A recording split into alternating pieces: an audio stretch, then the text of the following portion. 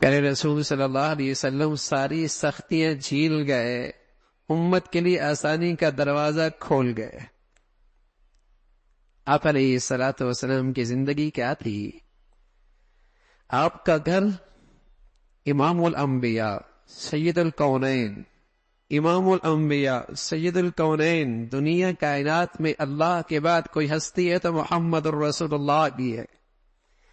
آپ کی زندگی کا نقشہ کیا ہے؟ گھر کا چھت کھجور کے شاخوں سے بنا ہوا، گھر کے دروازے پہ لٹکا ٹاٹ بالوں سے بنا ہوا، حجرے کا دروازہ ایک ہی ہے، 2 کمرے ہیں، ایک عائشہ اللہ کے نبی صلی اللہ علیہ وسلم، یہ طرز ساری زندگی اس میں گزار دی۔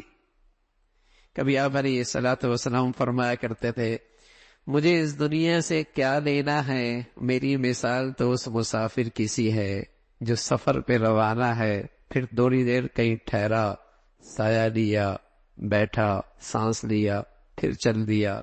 دنیا میں میری حیثیت ایسی ہی ہے، ٹھہرا ہوں پھر چل دوں گا۔ کن فی الدنیا کأنک غریب او عابر سبیل، یوں زندگی گزار جیسے کوئی اجنبی ہے، جیسے کوئی مسافر ہے۔ آج غریب سے غریب آدمی بھی ایسی زندگی کا تصور نہیں کر سکتا، غریب سے غریب آدمی بھی ایسی زندگی کا تصور نہیں کر سکتا۔ اگر اللہ کے نبی صلی اللہ علیہ وسلم یہ کہہ جاتے، جو میری ایسی زندگی اختیار نہیں کرے گا اسے جنت کوئی نہیں ملنی، اسے اللہ کی رضا کوئی نہیں ملنی۔ جس کے گھر یہ ہو، جس کا دسترخوان ایسا ہو، جس کا لباس پوشاک ایسی ہو، جو نہیں اختیار کرے گا جنت کوئی نہیں ملنی۔ بڑے سے بڑا صوفی، بڑا سے بڑا بزرگ، بڑا سے بڑے ولی، اس کے لیے بھی مشکل ہو جاتی۔ لیکن اللہ کے نبی صلی اللہ علیہ وسلم ساری سختیاں جھیل گئے،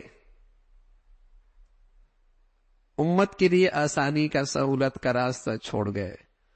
ضرورت کی دنیا استعمال کرتے ہو تب بھی ٹھیک ہے، آسائش کی دنیا استعمال کرتے ہو تب بھی ٹھیک ہے، آرائش کی زندگی اختیار کرتے ہو تب بھی ٹھیک ہے، نمائش نہ کرنا یہ حرام ہے، نمائش نہ کرنا یہ حرام ہے۔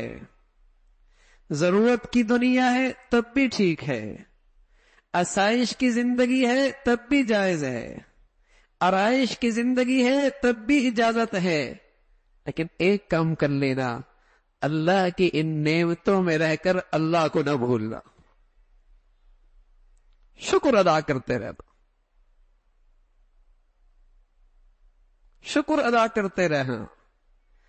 گھر اچھا لگا الحمدللہ، اولاد اچھی لگی الحمدللہ، لباس پوشاک اچھا لگا الحمدللہ، سواری گاڑی اچھی لگی الحمدللہ۔ جو جو اللہ کی نعمتیں بڑھتی چلی جا رہی تو اپنے محسن حقیقی کے قریب ہوتا چلا جا رہا، یہ نعمتیں تیرے لیے فتنہ نہیں بنے گی، عبادت بن جائیں گی۔ انما اموالکم واولادکم فتنہ، مال بھی فتنہ ہے، اولاد بھی فتنہ ہے، بچاؤ کیا ہے؟ اس پر اللہ کا شکر ادا کر، اس پر اللہ کا شکر ادا کر دے، فتنوں سے بچ جائے گا۔ پھر دولت تجھے غرور میں، تکبر میں اللہ سے دور نہیں کرے گی، مولا کے اور کریم کر دے گی۔ خوشحالی، تونگری، دولت مندی تجھے باغی اور ظالم نہیں بنائے گی، عاجزی اور انکساری اللہ کے اور قریب کر دے گی۔